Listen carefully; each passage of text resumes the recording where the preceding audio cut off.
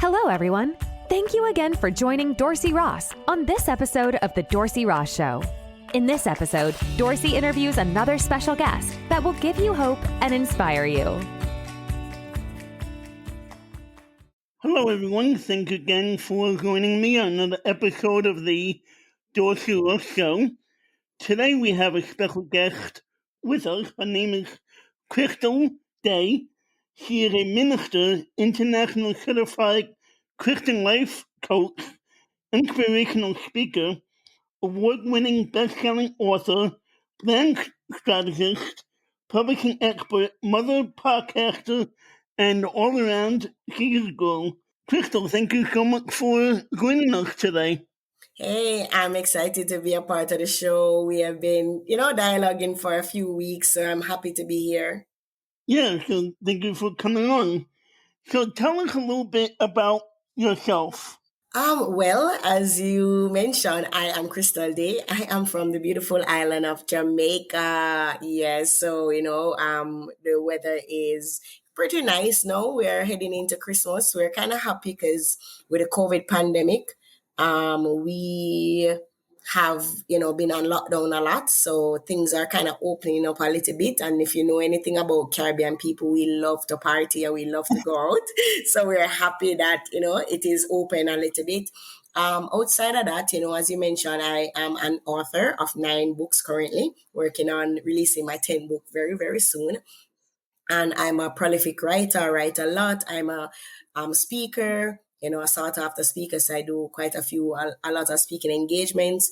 And I'm a mother, my favorite title, just to be able to, grow a child as best as I can.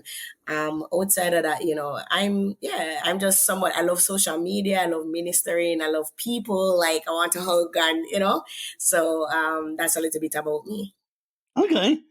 Well, tell us about how you came to faith in Christ. How did I come to Christ? So, it's a little long story, but to just make it very short, of course, Jamaica is, if anybody knows, Jamaica is known in the Guinness Book World of Record as the country with the most churches per square miles.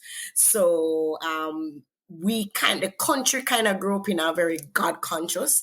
So we have devotions in school. Not everybody's a Christian, of course, but we are a little bit open to what Christianity is, and we know a lot about that. But for me, I didn't really grow up in a Christian family.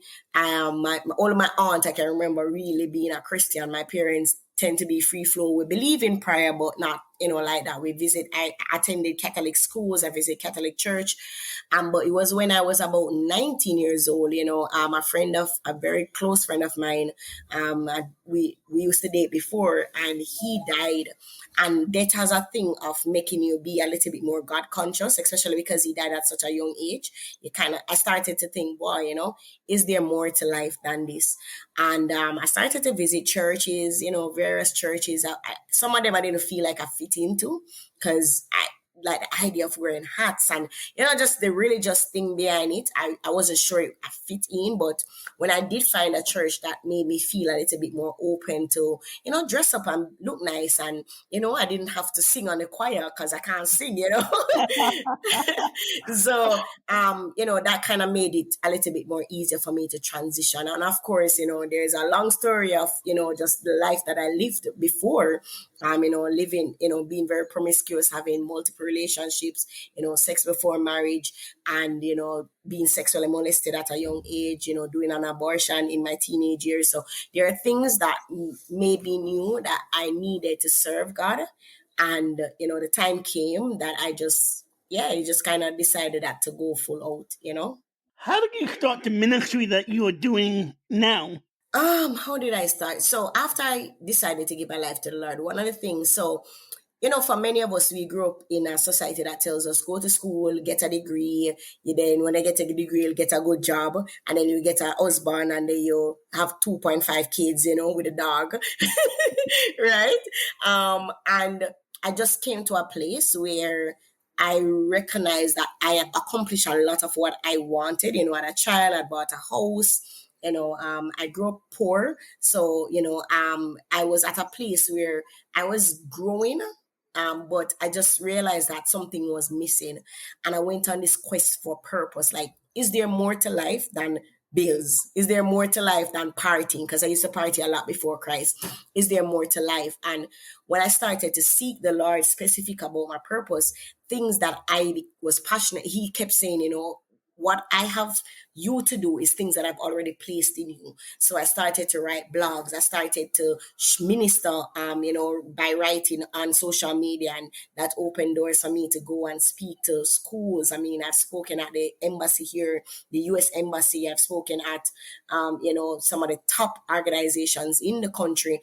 And as a result, I started to get, interviewed on podcasts, internationally featured. And I think my purpose came from one, my passion for people, and then it was on through my writing, through my speaking, and through mentoring and coaching.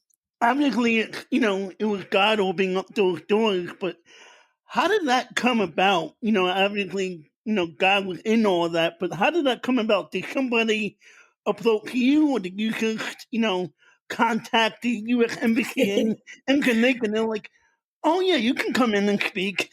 Yeah.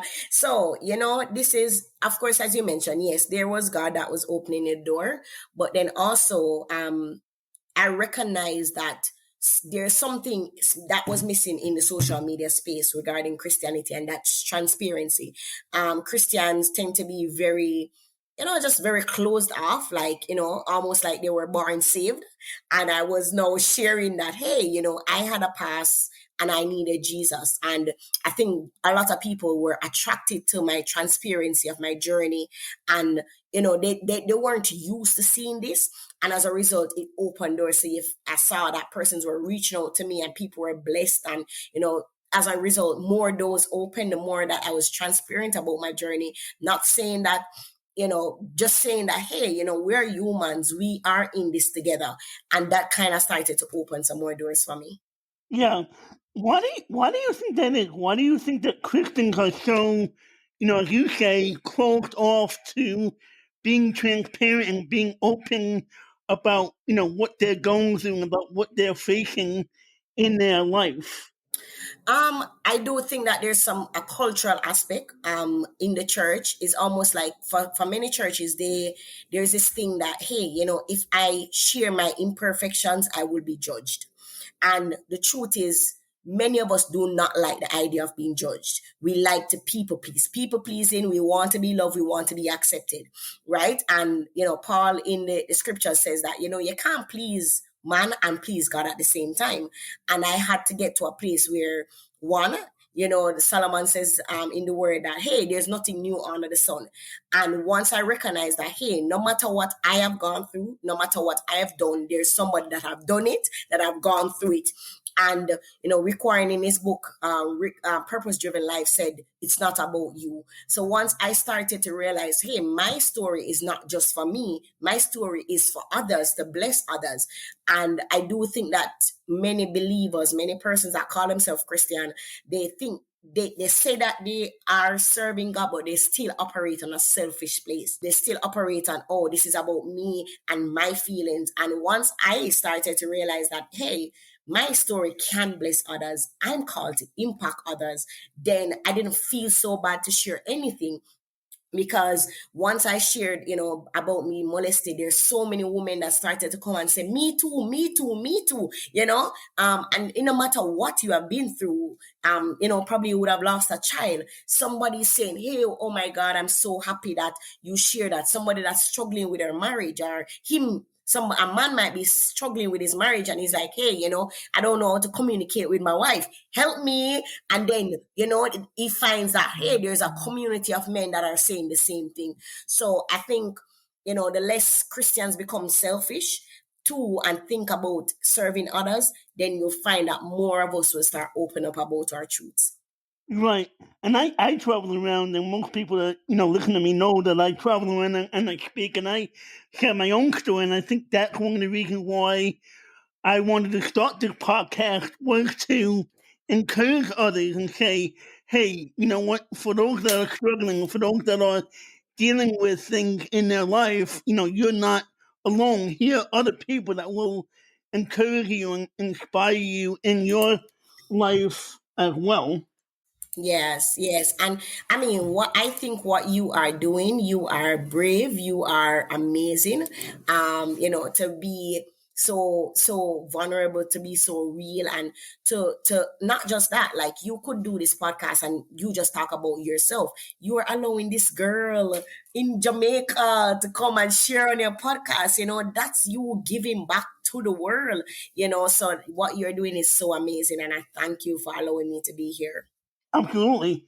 So share a testimony of a season that you struggled with your faith and how you overcame that. Wow, that's a good one, right? So I'm gonna be honest. There are many seasons that I've struggled with faith, and I know most people see me as a faith walker, and I am to an extent. But there are still things that are in my heart that I think about. There's a fear of success, or a fear of greatness, and a fear of failure that hinder me. But the biggest one was when I felt like the Lord was calling me to leave my 9 to 5 job and to start and go full time in my business and ministry. And for me, that was a very challenging season because when I pan out the math, um, I had a mortgage. I'm a single mom. I just bought a new car, and financially in my mind, I'm like, will I be able to build a business that is so successful to cover my bills? So it took me a while to really accept that call to launch out there, and I can't believe January is going to be 5 years.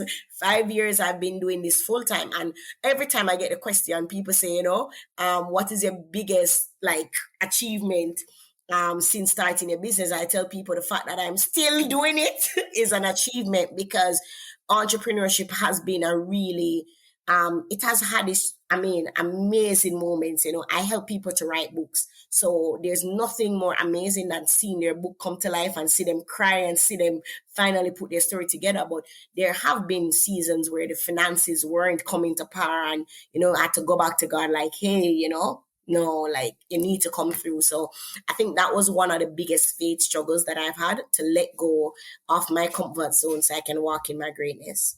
I've written a book, and people have told me, hey, you need to write another one. How do you, I know a lot of others, they've written, multiple books. How do you come up with different ideas for each book that you've written? And tell us a little bit about those books that you've written and the topics that they cover. Yeah, that's a good question. So my first book came out in 2016. Actually released it on my birthday, August 18, 2016, and it's called Living a Royal Reality. Discovering your identity, purpose, and worth in Christ.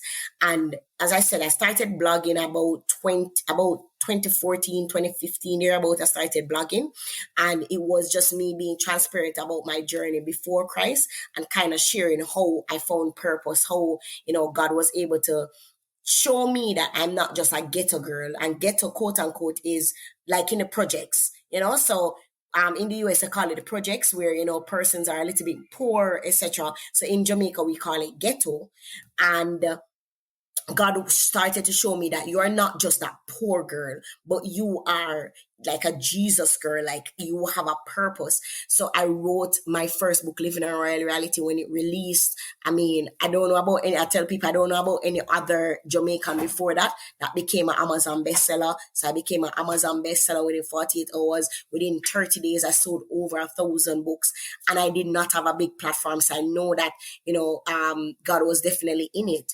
After that, I found that the rest of my books, I knew that I was called to minister to women and young girls.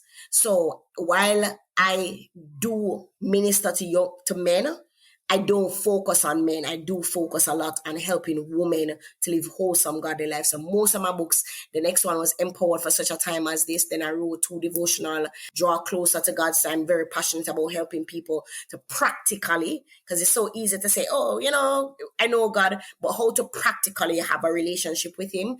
I also wrote Becoming a Christian Life Coach. So I became a Christian life coach. I started to train others to become a Christian life coach, when I also release Sell More Books, Impact More Lives, and it's how to teach authors to sell their books.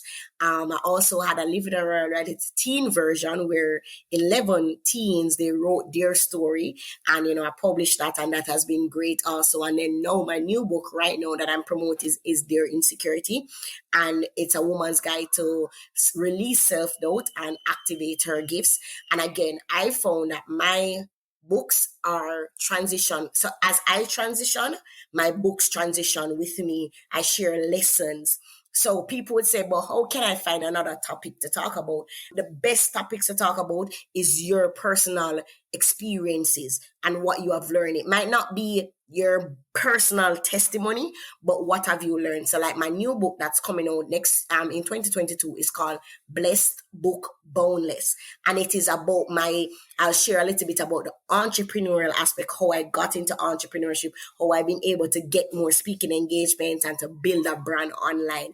So I think for those who are listening and saying, how can you write so many books? It really is being honest, just like how you can come on a podcast and share your testimony week after week and share things. Is similarly, you just write what you are passionate about, right? And you're always learning. We are always learning. We are always experiencing new things. And it's just for you to record those things. I may have to pick up that book about, where you talk about, getting more speaking engagements. I may have to pick up that book. What is your definition of purpose, and what does that look like to you? Ooh, that's a good, Darcy. You're coming with great questions today. So for me, personally, overall, when I think about purpose, is the reason for existing, right? But I do believe, in my book, my second book, Empowered for Such a Time as This, I actually have a chapter dedicated to what I believe. So I believe that there is two types of purpose. There are Dharma purpose, where it is your overall reason for existing. So what is the purpose? And all of our purpose is to bring God glory, through our gifts, through our passion, through our message. But how can we do that? And it doesn't have to be in entrepreneurship. It doesn't have to be as a speaker or author. It could be, how can you bring him glory as a mother? How can you bring him glory as a father? How can you bring him glory as a podcaster? How can you bring him glory in your 9-to-5 job? But then I believe that there's what I consider active purpose, which is now your specific calling, right? So some persons will say, hey, God has called me to lead a church, or God has called me to, and I do believe with your active purpose that you can change this in seasons. You understand? So there was a season when I worked as a procurement officer in the government, and God used me in that space, and now he transitioned me in entrepreneurship. And I believe one day he will transition me to be, speaking on more bigger stage and sharing the gospel, so that's what I think. One, I think that purpose overall brings God glory, why you're here. But I also believe that there's a specific assignment that we are walking out in different seasons. So what I'm hearing you say is that, some people may, think about themselves, or may feel like, for this time in their life, they don't have a purpose, or they don't feel like this is their purpose in their life. But what I'm hearing you say, and maybe I'm misunderstanding you, but you're saying that what you're doing right now in your life, that's your purpose for that season in your life until God moves you on to do something else. Yes, and that's exactly what I'm saying. And I try to explain this even to my friends, because because people see people on social media, speaking and talking, and they're in their minds, they're like, oh, that's what purpose look like. But that's not the truth. You understand? I do believe that you are positioned for purpose. So where you are at, you need to say, Lord, what is it that I should do right now? Because the truth is, if you can be faithful in what you're doing right now, it is always a preparation for where you're going. And a lot of times we focus on trying to get to somewhere, but we have not been found faithful right now, right? So if wherever you're at, I know you hate your job, but ask the Lord, okay, if I'm supposed to switch, what does the switch look like? All right. If I'm supposed to go. And another thing, when you think about purpose, it's always something that, okay, what am I passionate about? what legacy do I want to leave on this earth before I leave, and use that as a clue to know how you'll move forward. How did you find your purpose in what you're doing now, or what you have done in your life? So as I said, for me, when I got to a place where when I started to see God for purpose, I started to look at the things that I enjoy doing. So I enjoyed hosting events, I enjoy ministering to women, I enjoy writing. And it was just for me to know, because it didn't come overnight. Like I didn't know all the time, like, oh, I'm going to become an entrepreneur. I even didn't know when I started to walk in purpose in 2014, I didn't know that, today I was thinking, I was saying, wow, I didn't know that I would be doing all of these things. But guess what? I was faithful with writing a blog, right? Even though I knew that there were more, I wasn't thinking that I would have 9 books in such a short time, right? But I wrote a blog. And then after I wrote a blog, I took my first speaking engagement. And, after I got the speaking engagement, that you just found that, I started to host events and it just came about. So I think if somebody's like, for me, how did I find it? It's just for me to pay attention to the things that I enjoy. And also, purpose is about who you're serving. So who do you feel like you're called to help the most? I think that's also help with the purpose. You talk a lot about insecurity in your topic. Tell us about that. Wow. Listen, you cannot do anything. Like we all go through insecurities. I think women probably go through it a little bit more than men. I find that men tend to, if they really have an idea and they're passionate about it, they tend to jump out a little bit more. Not that they don't have insecurity, but they're a little bit more bold to step out there. With women, we are very conscious. So we're thinking, oh, what would she say? What would, So insecurity for me looked like, even when God was saying that I should speak, I used to say, wow, people will not understand my Jamaican accent, or who would read my books, or do I dress well? Do I, as a Black woman, do I look more attractive? So there are different things that cause me to want to shrink. And that's what insecurity does. It tells you that you are not good enough. It tells you that, that you are an imposter. You don't know enough. And what the Lord eventually showed me was that a lot of times when we think about insecurity, we just think about becoming more confident. But confidence is not you can be confident and still be insecure, like I am, right? I'm fairly confident in my skills. But he showed me that identity is the antidote for insecurity. Meaning, if I know who I am, then when I feel called to do something, then I'm going to go there because I know God will never allow me to fail. And when and in my new book, Dear Insecurity, I share practical steps, so things like having a vision, right? What does the vision for your life look like? I share, how can you become God motivated, right? I share different topics around overcoming their insecurity so that you can show up boldly with your gifts. What advice would you give to people who are listening, who are dealing with insecurity and about how to overcome, their insecurity in their lives? I mean, major thing when we think about their insecurity, one, I want you to recognize that a lot of the reason why you feel how you feel is because their insecurity. One, I'll be honest to find the root of that insecurity. So things like procrastination, things like fear of success, things like, you find that you're always doubting yourself, self-doubt, right? These are the things that I would say you start by the root, their insecurity. Start by the root. Then after you have gotten to the root, then I want you to know, look at what is it that you want to accomplish? What is it that you feel more called to do? Then I want you to define success for yourself, because one of the major reason why we struggle with insecurity is because we are comparing others, right? So I'm jealous of somebody that is I see a nice young lady, she's a pilot, and she just graduated from law school, and I kind of feel cute.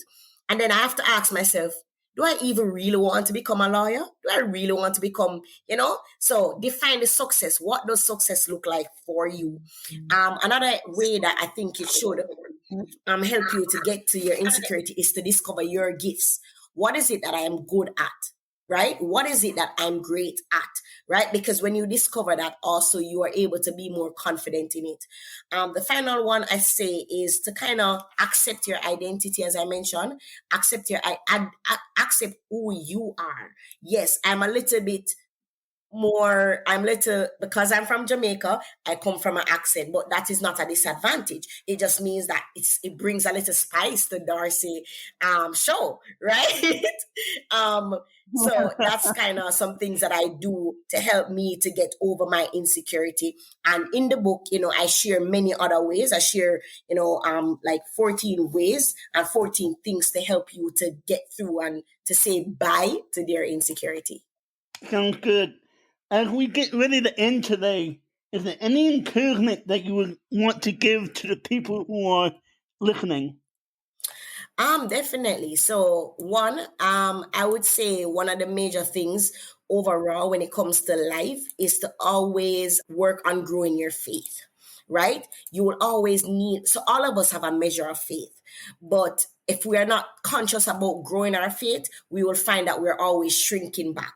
So the more you grow your faith is the more you give yourself permission to be the better version of yourself. Because the truth is, greatness is not found in your comfort zone. I'm sure when you were thinking to start your podcast, you were saying to yourself, do I have a big platform? Do I have the time to do this? Will anybody listening talk to me? Did you feel any way like that? And Absolutely, I still do. And you still do, right? And that's what greatness. So your greatness is never found in your comfort zone, because if you were just staying in your comfort zone, then you would not have this podcast, and then you would not be able to give me the opportunity to share. Thank you again for joining Dorsey Ross on this episode of The Dorsey Ross Show. Please like, share, and tell others about the show. Also, please check out the other podcast episodes. And if you would like, donate to this podcast and buy Dorsey a coffee. Thanks again for tuning in, and we'll catch you in the next episode.